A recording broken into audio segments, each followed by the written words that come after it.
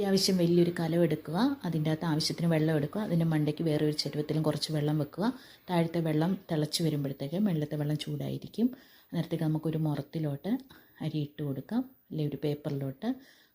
എന്നിട്ട് നമുക്കതൊന്ന് പാറ്റി പിറക്കി അതിൻ്റെ അകത്ത് എന്തെങ്കിലും അഴുക്കോ പ്രാണികളോ കല്ലോ മണ്ണോ ഒക്കെ ഉണ്ടെങ്കിൽ അതൊക്കെ ഒന്ന് മാറ്റി വൃത്തിയാക്കിയെടുക്കാം.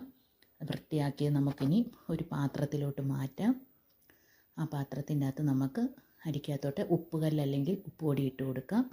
ഇനി മേളിൽ തിളയ്ക്കാൻ വെച്ച വെള്ളത്തിൻ്റെ കൂടെ വെച്ചിരുന്ന വെള്ളത്തിൽ കുറേശ്ശെ ചൂടുവെള്ളം ഒഴിച്ച് ഇതൊരു 5 മിനിറ്റ് നമുക്ക് റെസ്റ്റ് ചെയ്യാനായിട്ട് വെക്കണം.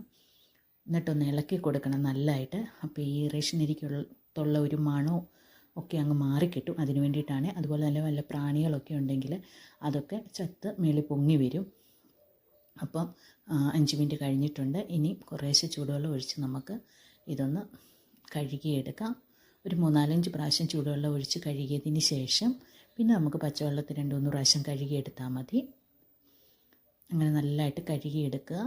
കഴുകിയെടുത്തതിന് ശേഷം അതിൻ്റെ വെള്ളം തിളച്ച് വന്നിട്ടുണ്ട്. തിളച്ചതിന് ശേഷം മാത്രം അരി ഇട്ട് കൊടുക്കുക.